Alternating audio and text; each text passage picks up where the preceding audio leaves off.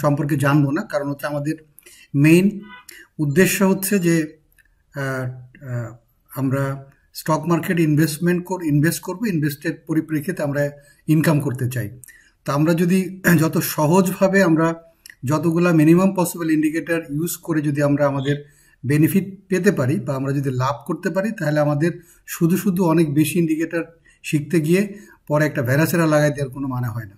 কারণ আমরা দেখেছি এর আগেও অনেকেই দেখা যায় যে টেকনিক্যাল ইন্ডিকেটর যেহেতু অনেক, প্রায় ইট ইজ অলমোস্ট 30-40 ইন্ডিকেটার্স আছে মনে হয় টেকনিক্যাল ইন্ডিকেটর।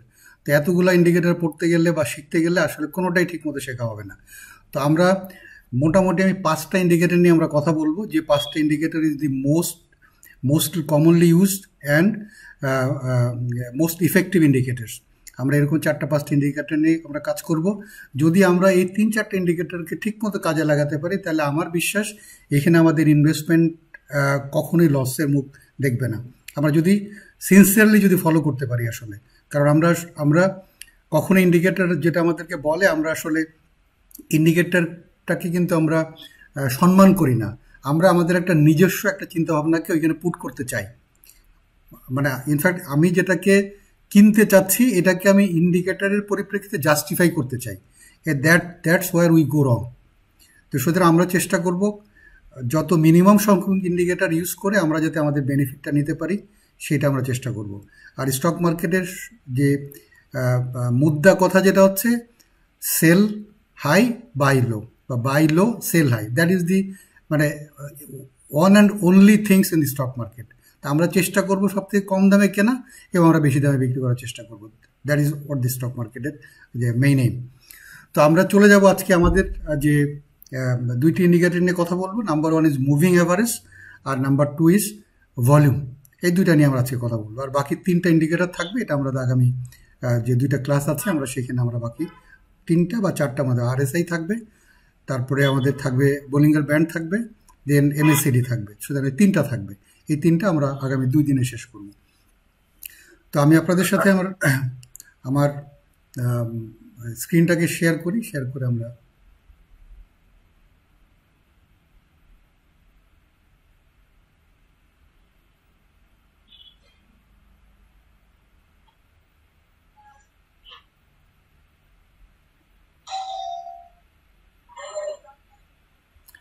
আমরা কি স্ক্রিনটাকে দেখতে পাচ্ছি সবাই? Can you see the screen? আমরা স্ক্রিন দেখতে পারি? অস্পষ্ট স্যার। অস্পষ্ট? অস্পষ্ট কেন হলো? মানে স্ক্রিনের সাথে অন্য কোনো ছবি চলে আসছে নাকি? এখন তো কোনো কিছু দেখা যাচ্ছে না। কোনো কিছু দেখা যাচ্ছে না? আচ্ছা দেখি আমি একটু আমার এক্সপার্ট ডাকি আছে, 1 মিনিট।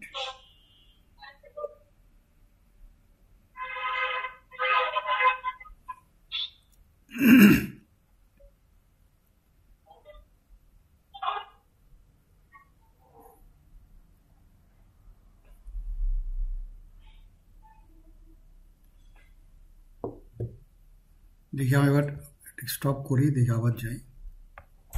আচ্ছা রিমা, ওই যে স্ক্রিনটাকে অস্পষ্ট দেখা যাচ্ছে নাকি, দেখো তো কি হলো। কেটে দিলাম আমি, আবার তাহলে ফিরে যাই। কেটে দিব না, ওটা কাটা যাচ্ছে না।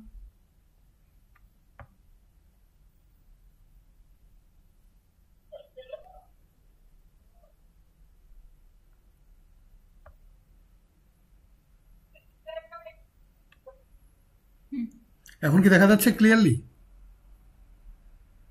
এখন ক্লিয়ার দেখা যাচ্ছে। ওকে, ঠিক আছে, থ্যাংক ইউ। সো আমরা যে আজকে যে মেইন টপিকস আমাদের মুভিং অ্যাভারেজ। আমরা সবাই জানি আসলে অ্যাভারেজ বলতে আমরা কি বুঝি, আমরা জানি অ্যাভারেজটা হচ্ছে যে যদি আমরা 4টা সংখ্যা নিয়ে অ্যাভারেজ করতে চাই, তার মানে 4টা সংখ্যাকে যোগ করার পরে 4 দিয়ে ভাগ করলে যে গড়টা পাবো, দ্যাট ইজ দি অ্যাভারেজ। তো আমরা অ্যাভারেজ জানলাম যে অ্যাভারেজটা হচ্ছে কি, আমরা যদি সে 5টা জিনিসের অ্যাভারেজ করতে চাই, তা আমরা 5টা জিনিসের 5টাকে যোগ করব, তারপরে 5 দিয়ে ভাগ করলে আমরা অ্যাভারেজটা পাবো। আচ্ছা, এটা হচ্ছে average. Then what is called the moving average. Moving অ্যাভারেজটা তাহলে আবার কি জিনিস? তো এটা হচ্ছে এমনই একটা অ্যাভারেজ যে অ্যাভারেজটা মুভ করতে থাকে।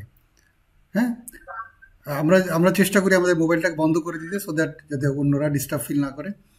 তো মুভিং অ্যাভারেজ হচ্ছে এমন একটা অ্যাভারেজ যে অ্যাভারেজটা মুভ করতেছে। আচ্ছা, তো আমরা একটু ডেফিনেশনে আসি।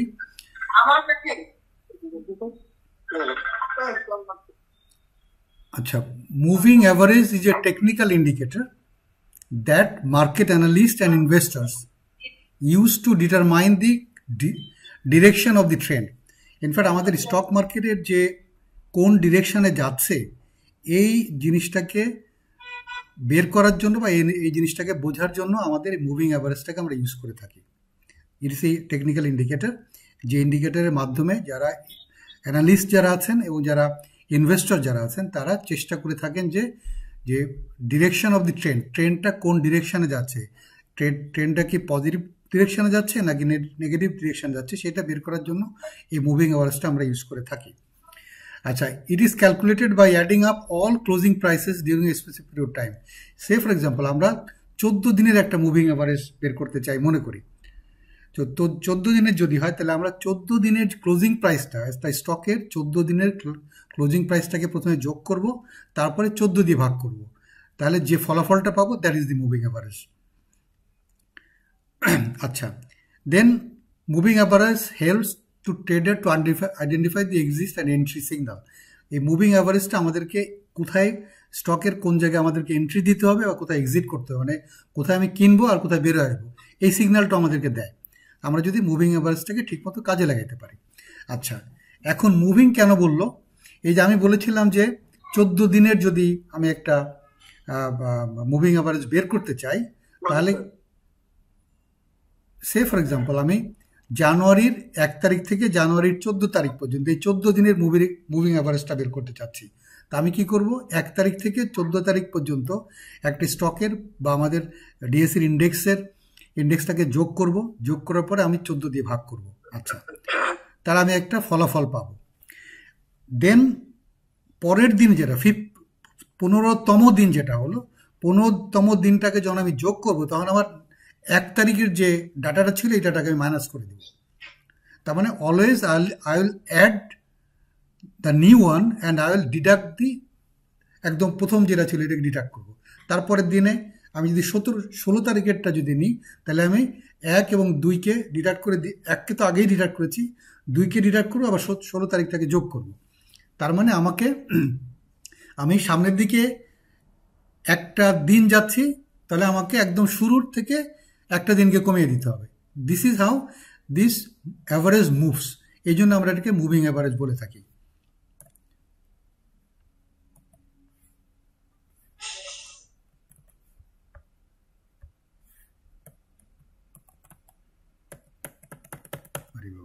কি হলো?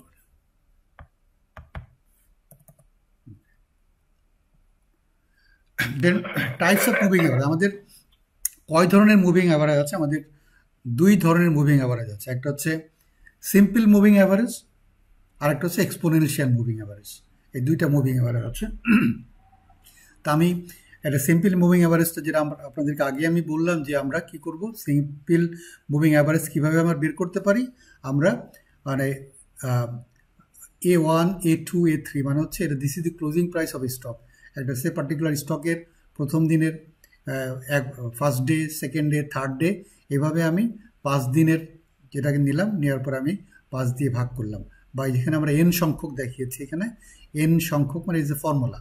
তো এই ফর্মুলা এখন এই যে 5 দিনের স্টকের আমি এটা দেখিয়েছি এখানে, যে প্রথম দিনে তার প্রাইস ছিল 23 টাকা, তারপরের দিন 23 টাকা 40 পয়সা, তারপর দিন 23 টাকা 20 পয়সা, তারপরে 24 টাকা, তারপরে 25 টাকা 50 পয়সা। টোটাল যোগ করার পরে আমি 5 দিয়ে যখন ভাগ করলাম তখন যে মুভিং অ্যাভারেজটা পেলাম দ্যাট ইজ দি 23 টাকা 82 পয়সা।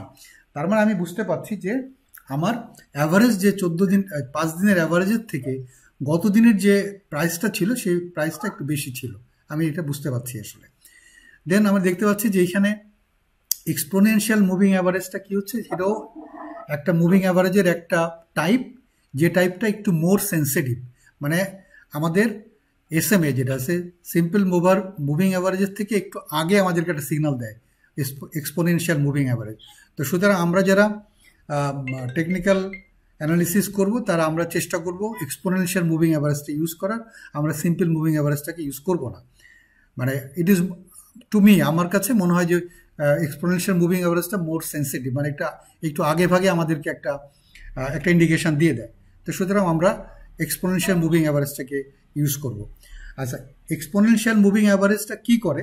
এটা হচ্ছে লেটেস্ট প্রাইসটাকে বেশি গুরুত্ব দেয়।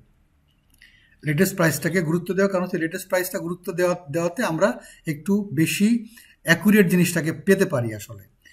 আর এক্সপোনেনশিয়াল মুভিং অ্যাভারেজ বের করার একটা ফর্মুলা আছে, এই ফর্মুলাটা বেশ কঠিন, ওইটা আমাদের এখন আমি শেখাবো না। আমরা সব কিছু জানার পর আস্তে আস্তে করে আমরা এটা শেখাবো, কারণ হচ্ছে যে আমি যদি এই হিসাবটা এখন শেখাইতে যাই তাহলে আমরা অনেক কনফিউজড হয়ে যাব। তো কেন এটা শেখানোর দরকার নেই, কারণ হচ্ছে যে আমাদের বাই ডিফল্ট আমরা যে ইয়েটা ইউজ করবো, যে ওয়েবসাইটটা ইউজ করবো বা যে চার্ট আমরা ইউজ করি, ওই চার্টে বাই ডিফল্ট এই সমস্ত হিসাব কিতাব করে এগুলো দেওয়া আছে। তো সুতরাং এটা আমাদের মাথা ঘামানোর কোনো দরকার নেই যে এটা কিভাবে ক্যালকুলেট করে, কিভাবে বের করে, বিকজ এটা অনেক ক্লামজি একটা হিসাব আছে। তো এই ক্লামজি হিসাব আমরা যাবো না, যেহেতু এটা আমাদেরকে বাই ডিফল্ট দেওয়া থাকে। ওকে, তারপরেও যারা ইন্টারেস্টেড আমরা পরে শিখবো, যাতে আমরা এখনই একটা কঠিন জিনিসে গেলে আমরা তখন মাথায় কাজ করবে না। ওকে, সো এটা ছিল, তাহলে আমরা দুই ধরনের মুভিং এভারেজ পেলাম, একটা সিম্পল মুভিং অ্যাভারেজ আর একটা হচ্ছে এক্সপোনেনশিয়াল মুভিং অ্যাভারেজ। তো এক্সপোনেনশিয়াল মুভিং অ্যাভারেজটা আমরা ইউজ করবো because since it is very sensitive, এটা অনেক বেশি সেন্সিটিভ, এটা আমাদেরকে অনেক সময় সিম্পল মুভিং অ্যাভারেজের থেকে আগে আমাদেরকে ইন্ডিকেশন দিয়ে দেয়। ওকে, তো মুভিং অ্যাভারেজগুলো আমরা কেন ইউজ করি সেটা আমরা একটু জানি। First of all, to determine the support and resistance, আমরা আসলে মুভিং অ্যাভারেজের মাধ্যমে আমরা সাপোর্ট রেজিস্ট্যান্সগুলোকে বের করতে পারি। আমরা এখানে দেখানোর চেষ্টা করেছি আসলে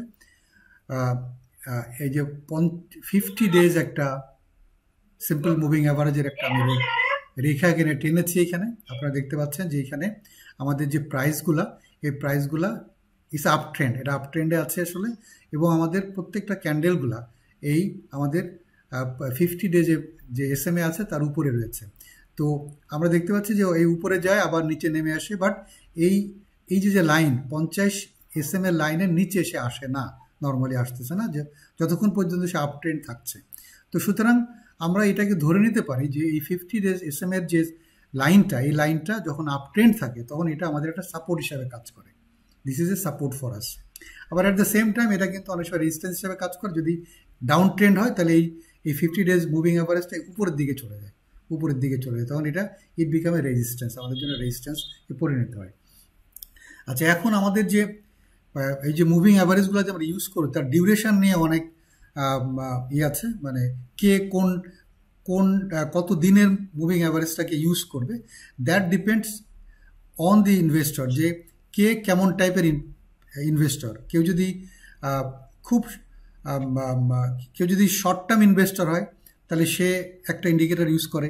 কেউ যদি মানে একটা সার্টেন ডেজ ইউজ করে, মানে কতগুলো দিন। তো নর্মালি শর্ট টার্মের জন্য যারা ইনভেস্ট করে তারা 50 ডেজ মুভিং অ্যাভারেজটাকে তারা কনসিডার করে থাকে। যারা মিড টার্ম ইনভেস্টমেন্টে যায় তারা 100 ডেজ মুভিং অ্যাভারেজকে ক্যাটার করে, আর যারা লং টার্ম ইনভেস্টমেন্টে যায় তারা 200 ডেজ মুভিং অ্যাভারেজকে তারা ইউজ করে। আর যারা ডে ট্রেডার, যারা দিনে দিনে ট্রেড করতে চায়, যদিও আমাদের মার্কেটে ডে ট্রেডিং এখন করা সম্ভব না, কারণ একই দিনে আমরা সেল বাই করতে পারি না। তো সুতরাং ডে ট্রেডারদের ক্ষেত্রে এটা আরও কম তারা ইউজ করে থাকে, 10 ডেজ 20 ডেজ তারা ইউজ করে। সুতরাং আমরা যেহেতু we are a short term investor, maximum ক্ষেত্রে আমরা শর্ট টার্মের জন্য ইনভেস্ট করে থাকি, সুতরাং আমরা 50 দিনের যে মুভিং অ্যাভারেজটা এটাকে আমরা ইউজ করব। আর যারা মিড টার্মের জন্য তারা 100। বাট আমরা যখন একটা ইনভেস্টমেন্ট ডিসিশন নিব তখন আমরা চেষ্টা করবো এই তিনটাকেই দেখার জন্য। 50 দিনের কি চেহারা, 100 দিনের কি চেহারা, 200 দিনের কি চেহারা আমরা দেখার চেষ্টা করব। দেখার পরে আমরা 50 দিনের যেটা যে জায়গায় আছে সেটা দেখে আমরা সিদ্ধান্তটা নিব। ওকে, তাহলে আমরা কি পেলাম? প্রথম যে আমরা কেন মুভিং এভারেজকে ইউজ করব, একটা হচ্ছে আমরা সাপোর্ট এবং রেজিস্ট্যান্স বের করার জন্য আমরা মুভিং এভারেজকে ইউজ করব।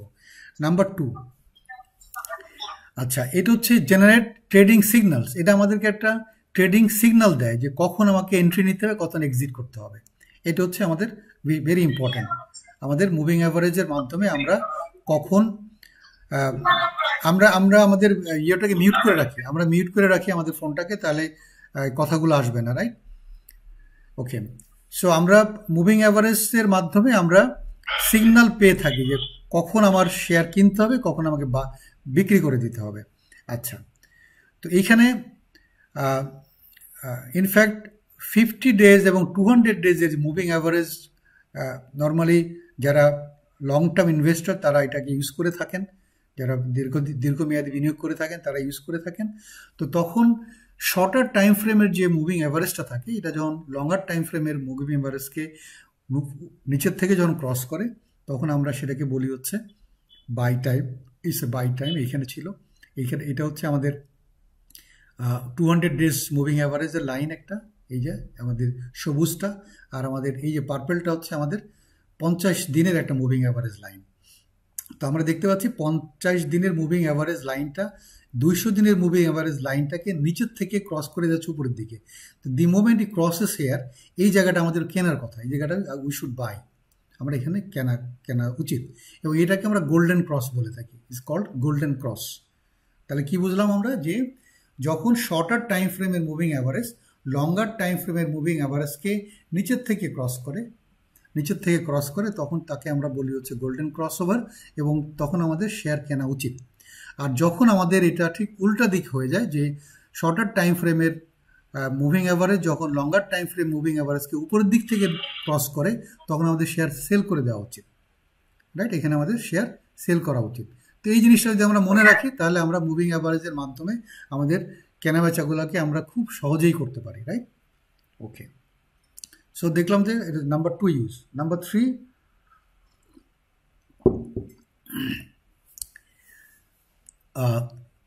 Placement of stop losses or trailing stop losses. আমরা এই মুভিং অ্যাভারেজের মাধ্যমে কোথায় স্টপ লসটা নিতে হবে। স্টপ লসটা মানে হচ্ছে কি, আমি একটা শেয়ার কিনলাম, কেনার পরের দিন বা তার 2 দিন 3 দিন পরে দেখে মনে হলো যে আসলে আমি শেয়ারটা যে প্রাইসে কিনেছি, যে লেভেলে কিনেছি, এই কেনাটা আমাদের ঠিক হয় নাই। তখন আমাকে একটা সিদ্ধান্ত নিতে হবে যে আমি আসলে কোথায় এই শেয়ারটাকে কতটুকু লস নিয়ে আমি বেরোয় যাব। তো এই লস নেয়ার ক্যাপাসিটি হচ্ছে ট্রেডারের উপরে ডিপেন্ড করে, মানে যে ট্রেড করতেছে বা যে ইনভেস্টর, তার উপরে ডিপেন্ড করে যে সে কতটুকু লস নিতে সক্ষম, তার উপরে বেস করে তাকে করা সে সিদ্ধান্ত নিয়ে থাকে। তো ইনফ্যাক্ট আমরা যখন শেয়ার কিনবো, তখনই আমাদের এই পরিকল্পনাগুলো করে নেওয়া উচিত যে আসলে একটা শেয়ার আমি যে কিনছি, এই শেয়ারটা আমার পোটেনশিয়াল গেইন কতটুকু হইতে পারে আর পোটেনশিয়াল লস কতটুকু হইতে পারে। তো আমার পোটেনশিয়াল গেইনের সাথে পোটেনশিয়াল লসের একটা রেশিও সবসময় আমাদেরকে খেয়াল রাখতে হয়। আমরা নর্মালি সাজেস্ট করি 1:2 আর 1:3। 1:2 হইতে পারে, 1:3 হইতে পারে। সেটা হিসাবটা কেমন হচ্ছে, যে সে ফর এক্সাম্পল আমি একটা শেয়ার কিনলাম হচ্ছে 100 টাকা দিয়ে। 100 টাকা দিয়ে কেনার পরে আমার একটা মাইন্ডসেট করতে হবে যে এই শেয়ারটা যদি 90 টাকায় নেমে যায়, মানে 10%, 7 to 10% আমরা সবসময় অ্যাডভাইস করি যে আপনি শেয়ার কেনার পরে যদি আপনার শেয়ারটা যদি 7 থেকে 10% কমে যায়, তাহলে you should not keep this share. এই শেয়ারটা রাখা উচিত না, সাথে সাথে সেল করে দেওয়া উচিত 10% লস নিয়ে, ম্যাক্সিমাম, এর বাইরে যাওয়া উচিত না।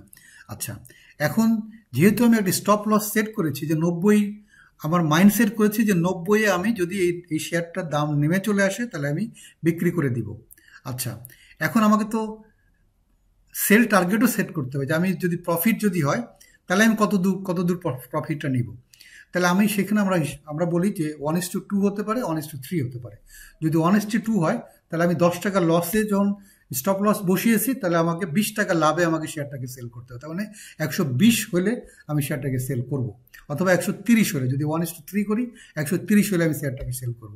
That is called the stop লসটা হচ্ছে আমি ডাউন সাইডে কতটুকু রিস্ক নিব, রিস্ক তো না, ডাউন সাইডে আমি কতটুকু লস হলে আমি শেয়ারটাকে সেল করে দিব। কারণ আমাদের প্রত্যেকটা শট কিন্তু কোনোদিন কারেক্ট হবে না। আমাদের হয়তো 10টা শটের ভিতরে 5টা শটই রং হইতে পারে, বাট 5টা শট যদি আমি 10% লস যদি বেরোয় চলে যেতে পারি, তাহলে আমার দ্যার ইজ এ পসিবিলিটি যে আমি পরবর্তীতে আবার 5টা শটে আমি লাভ করতে পারবো, এবং সেই পরিমাণ হিসাব করে আমাকে কিন্তু এই শেয়ারগুলোকে কেনাবেচা করতে হয়। দেন একটা থাকে যে ট্রেলিং লস। ট্রেলিং লস মানে যখন একটা আপ ট্রেন্ডে মার্কেট থাকে, তখন যদি আমি আসলে এই সে ফর এক্সাম্পল 100 টাকা আমি একটা শেয়ার কিনেছিলাম, তখন আমি 90 টাকা তার আমার নিচের দিকে আমি স্টপ লসটা সেট করেছি, বাট উপরের দিকে 120 টাকা, মানে 1:2 বললাম, তো আমি 120-এ মনে করলাম যে শেয়ারটাকে সেল করব, বাট আমি দেখলাম যে মার্কেট আপ ট্রেন্ড, তো 120 টাকা তখন আমি সেল করব না। তখন কি করব, আমার ওই যে 90 টাকা যেটাকে আমি লিখেছিলাম, যে মাইন্ডসেট করেছিলাম যে 90 টাকা আমি বিক্রি করে দিব, এইটাকে আমি তখন বাড়িয়ে নিয়ে যাবো 110-এ। দেন আমি দেখলাম যে মার্কেট পরের দিন বা আবার 2 দিন পরে আরও বাড়লো, 140-এ চলে গেছে আমার শেয়ারের প্রাইস, তখন আমার এই স্টপ লসটাকে আমি নিয়ে আসবো 120-এ। এইভাবে আমি ক্রমাগত আমার আমার শেয়ারের প্রাইস বৃদ্ধিপ্রাপ্ত হচ্ছে, আর আমার এই স্টপ লসের জায়গাটাকে আমি কারেকশন করতে করতে উপরের দিকে নিয়ে চলে আসছি। কোনো কারণে যদি মার্কেট হঠাৎ করে ফল করে চলে, তাহলে কিন্তু আমার ট্রেলিং লসের যে ফার্স্ট লেভেল, ওই লেভেল থেকে আমি বেরোয় গেলাম, তা আমার কিন্তু আমি প্রফিটটাকে লস করতেছি না। সুতরাং এই জিনিসগুলো খুবই ক্যালকুলেশনের বেসিস আমাদেরকে করতে হয়, এবং আমাদেরকে লস এনকার করার যে সাহসটা, এই সাহসটা আমাদেরকে নিতে হবে। কারণ যদি আমি 10%-এর অধিক লস যদি কোনো একটা শেয়ারে হয়ে যায়, তারপরে ওই শেয়ার থেকে আর বের হওয়া যায় না, আমরা সাহস হারিয়ে ফেলি।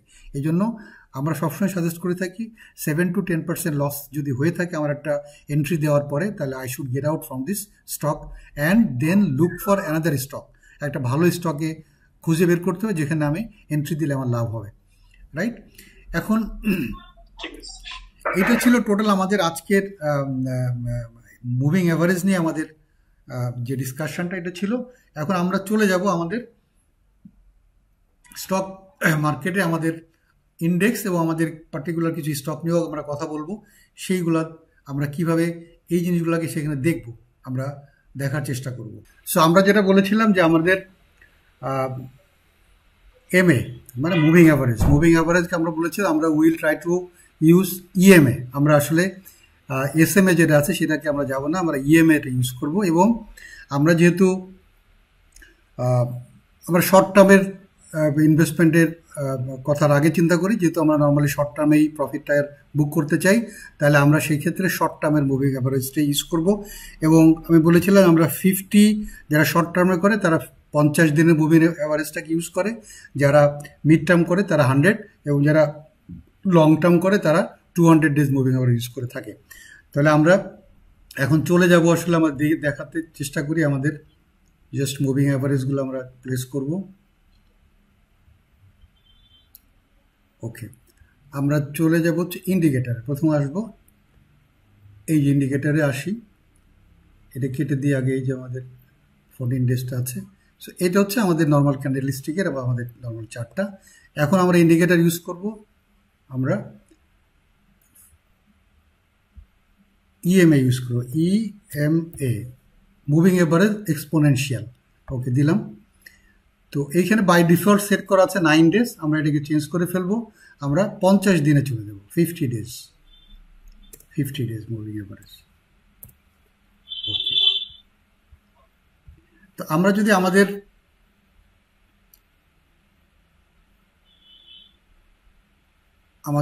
ইন্ডেক্সের দিকে আমরা যদি তাকাই, তাহলে আমরা দেখতে পাচ্ছি যে আমাদের এই পিরিয়ডটাতে আমাদের ইন্ডেক্সটা আমাদের 50 ডেজ যে ইএমএ তার উপরে ছিল। সো এই পিরিয়ডটা আমাদের জন্য একটা কি বলা যায় পজিটিভ পিরিয়ড একটা ছিল, যদিও এখানে জাস্ট আমরা দেখতে পাচ্ছি উপরে আছে। সুতরাং এইখানে যেটা আমি বলেছিলাম যে 50 ডেজ মুভিং অ্যাভারেজের উপরে যেটা থাকে এটাকে আমরা সাপোর্ট হিসাবে ধরতে পারি। আর দেন এইখানে যেটা হচ্ছে আমরা দেখতে পাচ্ছি নিচে যখন নেমে গেল, প্রত্যেকটা টাইমে এইখানে গিয়ে কিন্তু এই যে বাধা পাচ্ছে, আসলে এই রেজিস্ট্যান্স হয়ে গেছে, এই যে এখানে গিয়ে এখান থেকে উঠে গেল, এখান থেকে উঠে গিয়ে এখানে বাধা পাচ্ছে, এই যে বাধা পেলো, এই যে কন্টিনিউয়াসলি কিন্তু এখন 50 ডেজ মুভিং অ্যাভারেজে গিয়ে বাধা পাচ্ছে, ইএমএতে গিয়ে বাধা পাচ্ছে। অ্যান্ড এইটা যতক্ষণ পর্যন্ত ক্রস করতে না পারবে ততক্ষণ পর্যন্ত কিন্তু মার্কেট পজিটিভ ট্রেন্ডে যাবে না। আমরা এখানে দেখতে পাচ্ছি যে আমাদের মার্কেট সাইডওয়েজে আছে, স্ট্রেংথ পাচ্ছে না, অত জোর পাচ্ছে না যেটাকে ব্রেক করে বের হয়ে যাওয়ার জন্য। এরা যদি ব্রেক করে চলে যেতে পারে, তাহলে সেই ক্ষেত্রে তখন মার্কেট আবার নতুন ট্রেন্ড সৃষ্টি হবে। এখন আমরা কিন্তু মার্কেট ডাউন ট্রেন্ডে আছি এবং ডাউন ট্রেন্ডের সাইডওয়েজ অবস্থানে আমরা রয়েছি। আচ্ছা, এখন যদি আমরা নর্মালি আমরা দুইটা ইএমএকে ইউজ করি, যারা আমরা শর্ট টার্ম যখন আমরা করি, শর্ট টার্মের ক্ষেত্রে আমরা normally 20 days and 50 days use করে থাকি। 20 days and 50 days এই দুইটা একসাথে ইউজ করি। তাহলে আমরা দেখি, আমরা তো 50 days অলরেডি পুট করেছি, এখন আমরা একটা 20 days পুট করব ইএমএ।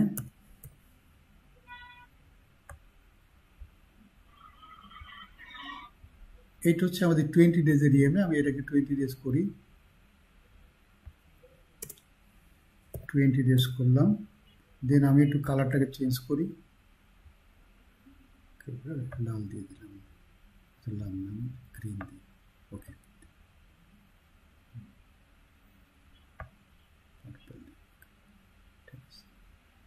সো এখন আমরা দেখতে পাচ্ছি যে এইখানে আমি যেটা বলেছিলাম যে আমরা যখন আমাদের শর্টার টাইম ফ্রেমের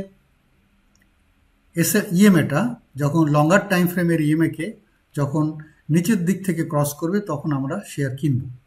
এখন দেখি আমরা এইখানে আমাদের এই যে পার্পেল কালারের যে লাইনটা দেখতে পাচ্ছি, এটা কিন্তু হচ্ছে আমাদের 20 days ইএমএ, 20 দিনের ইএমএ এটা। আর আমাদের এই যে দেখতে পাচ্ছি যেটা আমাদের ব্লু কালারের, এটা হচ্ছে 50 days ইএমএ। তার মানে এটা হচ্ছে লঙ্গার টাইম ফ্রেম, এটা হচ্ছে শর্টার টাইম ফ্রেম।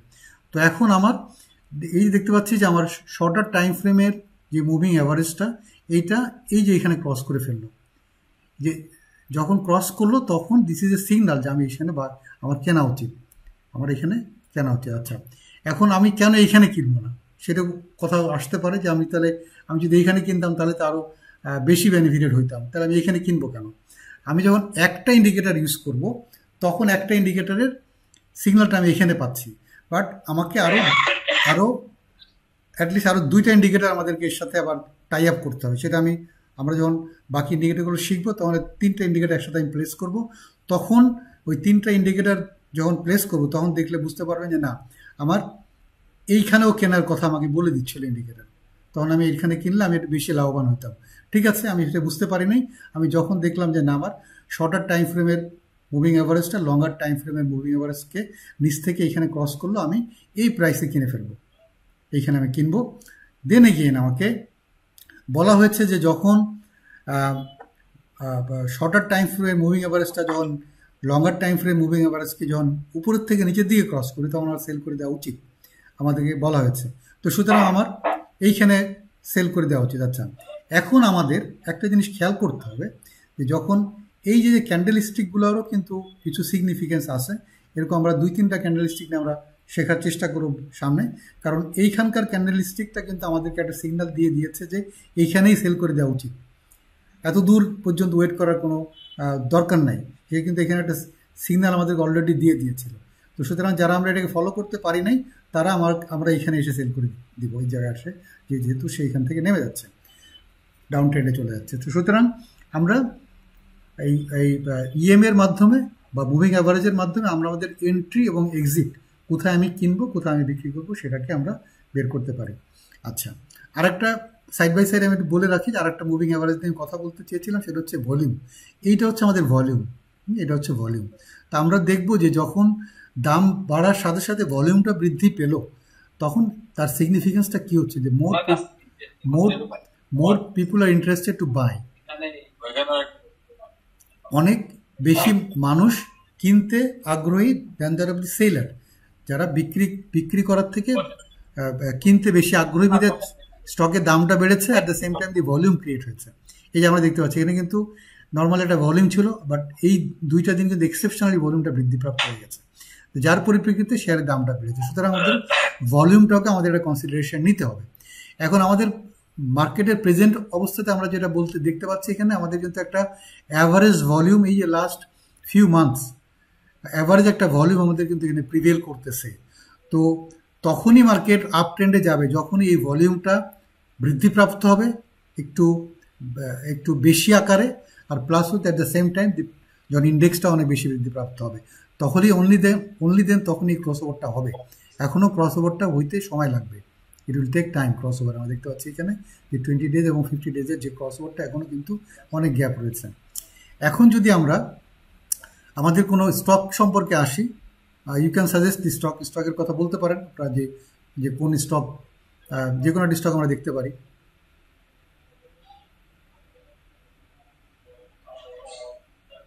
কোন স্টকের নাম কেউ বলবে? আচ্ছা, তো আমি একটা স্টক দিই, ব্র্যাক ব্যাংক, রাইট?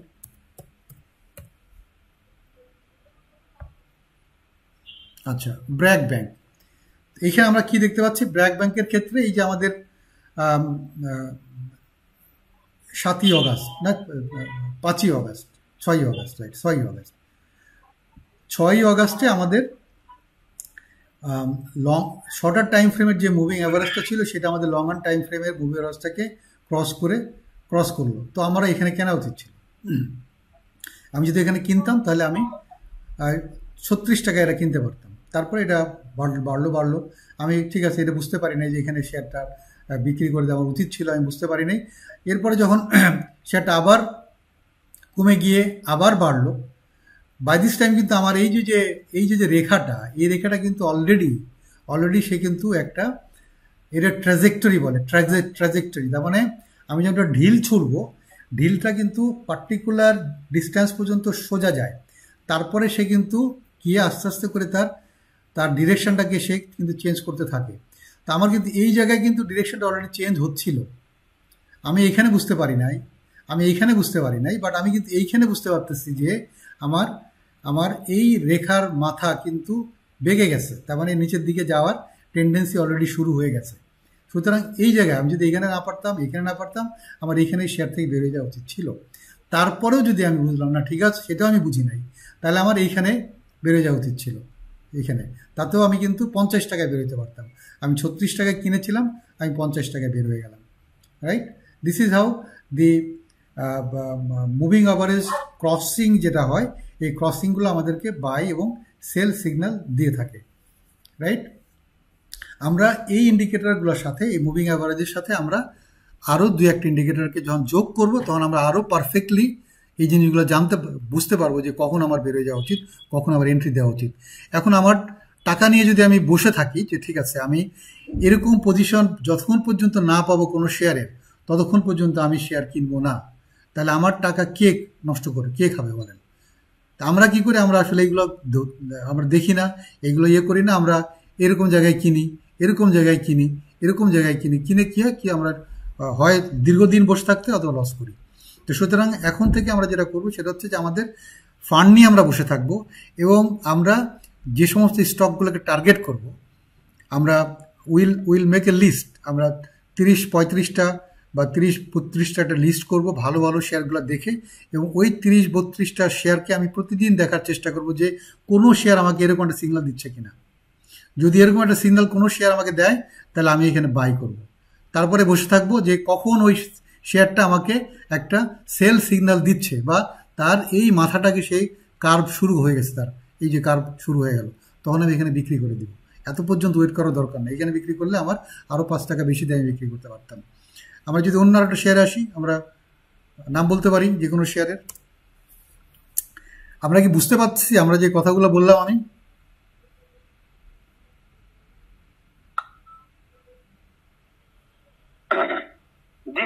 হ্যাঁ, নাকি বোঝা যাচ্ছে না আসলে কথাগুলো? রেসপন্সটা এত স্লো কেন? বুঝতে কষ্ট হচ্ছে নাকি?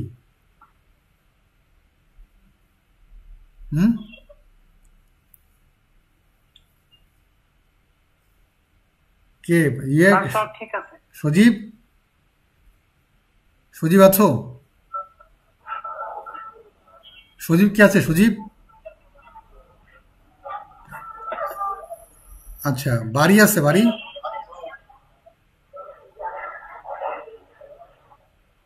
আচ্ছা, আমরা আসি কে কে, সেটাই তো আমার লিস্ট আমি দেখতে পাচ্ছি। আচ্ছা, এনিওয়ে, তাহলে আমরা আরো একটা স্টক নিয়ে আমরা কথা বলি। যে কোনো একটা স্টক কোনো আছে, কোনো পছন্দের স্টক আছে কারো? হ্যাঁ, কোনটা? নাভানা ফার্মা।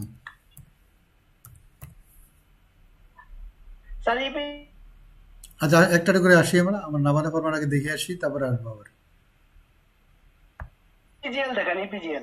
ওকে, আমরা আগে এটা দেখে আসি, এটা দেখি। ওকে, নাভানা ফার্মা কি দেখাচ্ছে আমাদের?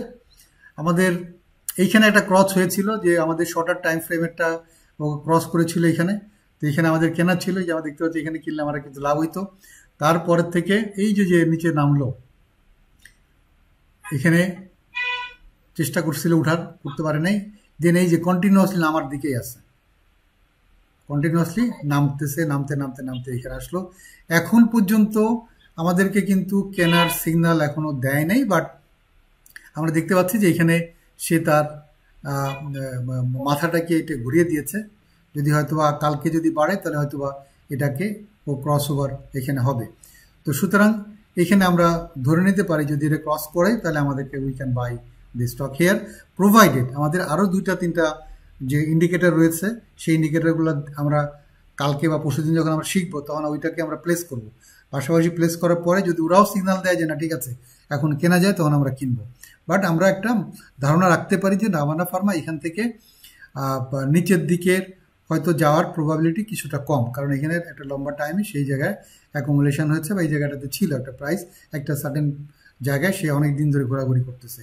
এর একটা রেঞ্জ আছে 45 থেকে শুরু করে বা 44 থেকে শুরু করে 49-এর ভিতরে, এই রেঞ্জে সে দীর্ঘদিন ধরে অবস্থান করতেছে। তো সুতরাং আমরা আশা করতে পারি যে এখান থেকে সে উপরের দিকে যাওয়ার সম্ভাবনাই বেশি, প্রোভাইডেড যদি আমাদের অন্য ইন্ডিকেটরগুলো সাপোর্ট করে। ওকে, ইপিজিএল না, ইপিজিএল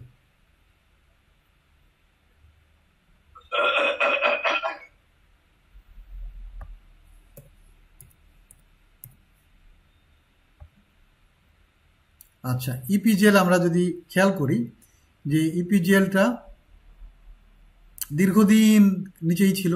এই যে লোয়ার কি বলে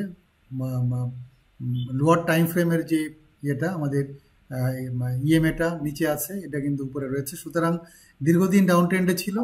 এই জায়গায় ক্রসিংটা হলো, এই যে ক্রসিংটা হলো কয় তারিখে, 3rd ফেব্রুয়ারিতে, ইয়েস 3rd ফেব্রুয়ারিতে ক্রসিংটা হলো।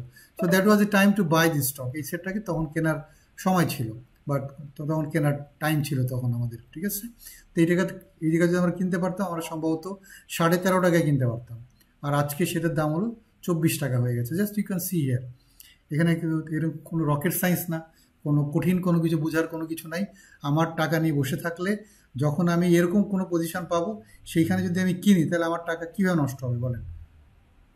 There is no chance that I lose my money. আর কোন স্টক?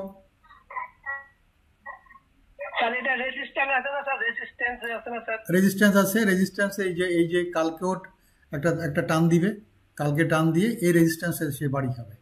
24.50-এ গিয়ে সে ব্যাক করবে, রাইট? এই 24 টাকা চলে গেছে, তো কালকে একটা সকালে টান দিবে, টান দিয়ে 25 টাকা মধ্যে চলে যেতে পারে, যার পরে সে বাধা পাবে। 25 টাকার উপরে যাইয়া তারপরে কালকে একটা ক্যান্ডেল দিতে পারে। বাট আমাদের যেটা হচ্ছে, আমাদেরকে চেষ্টা করতে আমরা চেষ্টা করবো যে আমরা যদি 25 টাকাটা আসলে যদি বেরোয় যেতে পারি ভালো, কারণ সাস্টেন নাও করতে পারে, রাইট? আরএসআই অনেক হাই, স্যার আরএসআই অনেক হাই, তো সেটাতে আমরা আরএসআইতে এখন আসি নাই। তো সুতরাং আরএসআই লোডটা আমি এখন দিচ্ছি না, কারণ আমরা শিখাই নাই যেহেতু। তো আরএসআই যদি হাই হয়ে থাকে তাহলে আমার মনে হয় this is a good time to get out. কালকে সকালবেলায় ওই আরও 50 পয়সা, 24 টাকা 25 টাকা লেভেলে বসায় দিয়ে বিক্রি করে দেয় বেটার, ঠিক আছে। আর কোনো অন্য কোনো আইটেম? লাফার্স হোলসিম,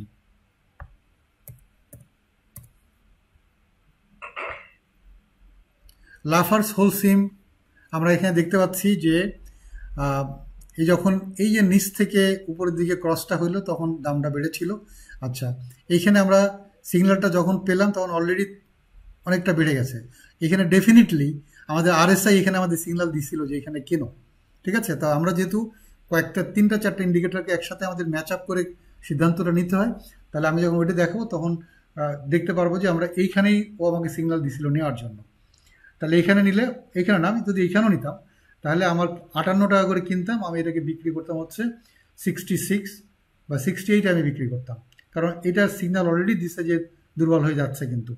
তো সুতরাং এটা আমরা করতে পারতাম। আচ্ছা, তখন যে আবার যে ডেথ ক্রস যেটা হলো, ডেথ ক্রস যেটাকে বলি, আমার ডেথ ক্রসে যদি আমি এখানে নাও সেল করতে পারি, আমার এই ডেথ ক্রসে সেল করে দেওয়া উচিত ছিল, তারপরেও আমার প্রফিট হইতো।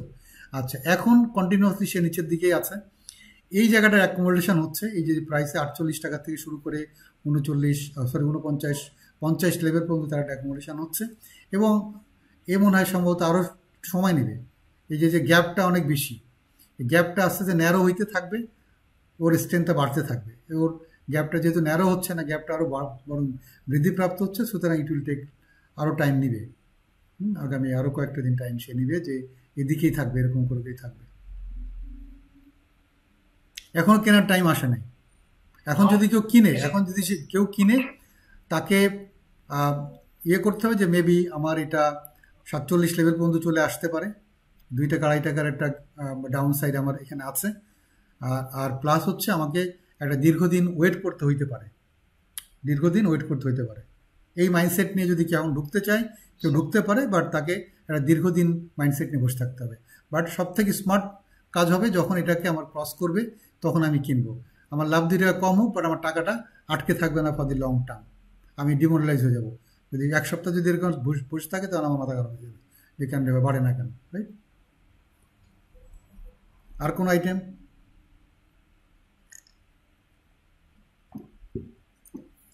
ভলিউম ইজ ভেরি ইম্পর্টেন্ট, আমাদের ভলিউম খেয়াল করতে হবে।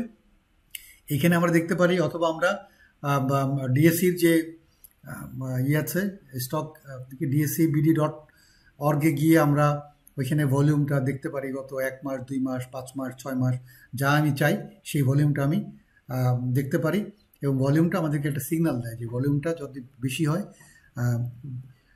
Big volume with a falling market price indicates that more of seller. অনেক বেশি ভলিউম কিন্তু দাম কমে যাচ্ছে, তার মানে people are more interested to sell.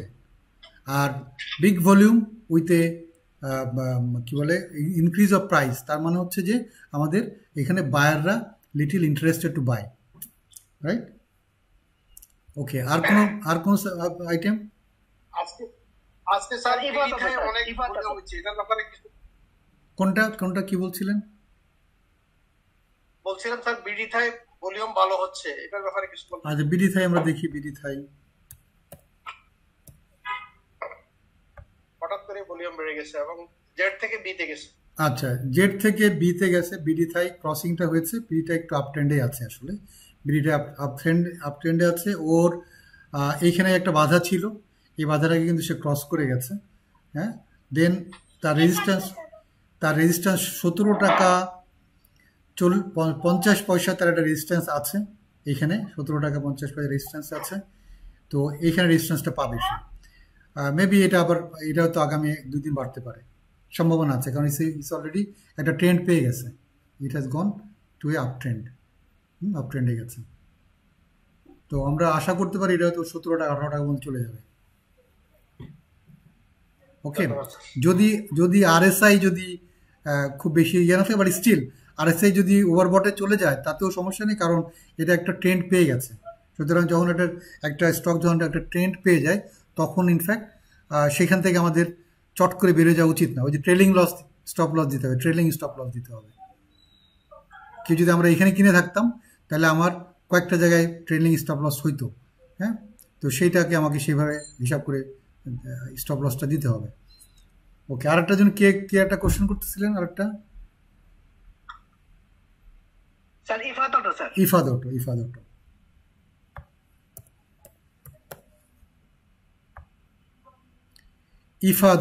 Ifad auto crossing হয়েছে, ঠিক আছে, এখানে ক্রসিংটা ছিল।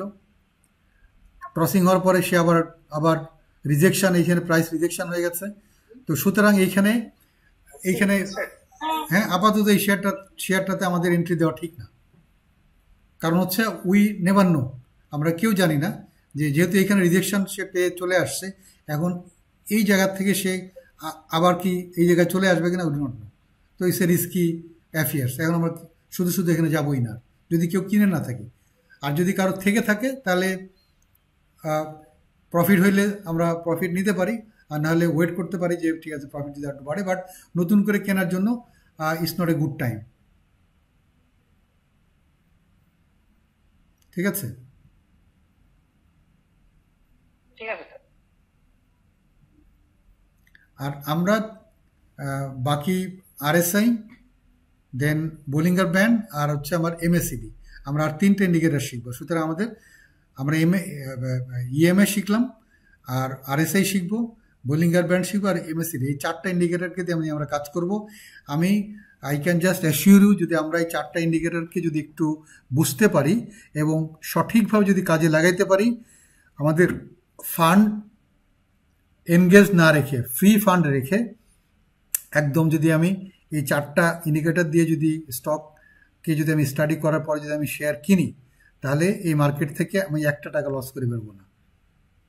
বাট আমরা যেটা হয়, আমরা আসলে এই যে আমরা এইখানে অ্যালুর হই কেনার জন্য, হ্যাঁ ওই তো বাড়তে পারে, এটা বাড়তে পারে, দ্যার ইজ নো, আমি বলবো না যে এটা কমে যাবে, বাড়তে পারে, এখান থেকে বেড়ে বেড়ে চলে যেতে পারে। বাট আমি যখন দেখতে পাচ্ছি যে এটা আনসার্টেনিটির ভিতরে আছে, আমি কেন আনসার্টেনিটির ভিতরে আমার শুধু আমার টাকাটা ইনভেস্ট করে আমি একটা টেনশনের ভিতরে পড়বো কেন? দরকার নাই তো। আমি যদি তার থেকে আমি খুঁজে বের করবো যে কোন জায়গায় আরও ভালো পজিশনে আছে, দেখি কোন জায়গায় ভালো পজিশনে আছে, সেই জায়গায় আমি চলে যাব, রাইট? আমি যে 30টার একটা লিস্ট আপনাদেরকে দিয়েছিলাম, যে লিস্ট আছে, সেই লিস্টটা যদি আমরা ফলো করি, I have tried to mix up, আমি কি আসলে চেষ্টা করেছি বোথ ফান্ডামেন্টাল এবং টেকনিক্যাল আসপেক্টগুলোকে মাথায় রেখে আমি একটা লিস্টটা তৈরি করার চেষ্টা করেছি।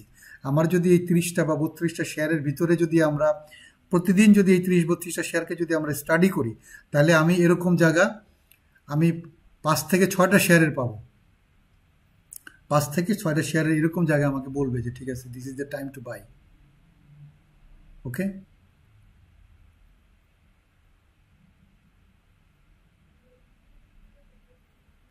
ঠিক আছে। So it was all about today. আমাদের আজকের জন্য এটাই ছিল আমাদের। তো যদি আমাদের কারো কোনো কোশ্চেন থাকে, আমরা কোশ্চেন করতে পারি, আর যদি কোশ্চেন না থাকে তাহলে আমরা পরবর্তী 2টা দিন আমাদের যে ক্লাসটা আছে, ওইটা 2টা দিন আমরা ক্লাস নিব, রাইট? আর কোনো ডাউট থাকলে আমরা জিজ্ঞেস করতে পারি, হ্যাঁ, যদি কোনো ডাউট থাকে।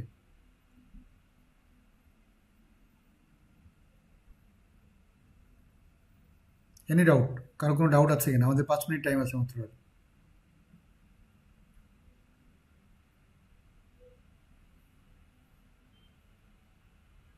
আমরা কি ইনফ্যাক্ট কিছুটা যদি বুঝতে পেরেছি নাকি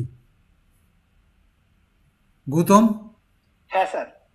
হ্যাঁ জি স্যার, বুঝতে পারছি জি তো স্যার, তো বুঝতে পারছি। আচ্ছা, এটা হয়তো অনেকে আমরা জানি, আসলে জানি, বাট আমরা কখনো এগুলা এরকম সিনসিয়ারলি ফলো করি না। মুশকিল হচ্ছে এটা, জানি সবাই, কিন্তু আমরা কখনোই আসলে সিনসিয়ারলি ফলো করি না, কারণ মনে হয় যে না ঠিক আছে, এখন যেখানে প্রাইস আছে এখানে কিনলে মনে হয় পজিটিভই হবে। কারণ আমরা সবসময় আমাদের নিজেদেরকে ডিফেন্স করার চেষ্টা করি, কারণ নিজেদের সিদ্ধান্তটাকে আমরা সবসময় চেষ্টা করি যে এটা মনে হয় রাইট, তো এই জন্য আমরা ভুলটা করি। তো সুতরাং আমরা চেষ্টা করব, আমি আবারও বলছি, আমরা প্রতিদিন চেষ্টা করব যে অন্তত আমার লিস্টের, বা আমার লিস্ট মানে কি, you can make your own list, আমি আমার এটার কথা বলছি না, you can make your own list. একটা লিস্টের 20 থেকে 25টা বা 30টা শেয়ারকে যদি আমি কন্টিনিউয়াসলি প্রতিদিন যদি দেখি, তাহলে আমি ওই শেয়ারটা সম্পর্কে, তার মুভমেন্ট সম্পর্কে এভরিথিং আমি আমার নখদর্পণে চলে আসবে। তখন আমি চোখ বন্ধ করে এখান থেকে 3-4টা বা 5টা-6টা শেয়ার কিন্তু বের করে ফেলতে পারবো, এবং কখনোই আমার টাকা আটকে যাবে না, যদি আমরা এটাকে যদি মনে রাখতে পারি। তা উইথ দিস আমাদের আজকে session, thank you very much for joining. তো যারা আমরা জয়েন করতে পারি না, তারা আমরা নেক্সট সেশনগুলোতে জয়েন করব। তো টিল দেন, আল্লাহ হাফেজ। Thank you sir. Thank you জি। আসসালামু আলাইকুম স্যার। হ্যাঁ, ওয়ালাইকুম আসসালাম।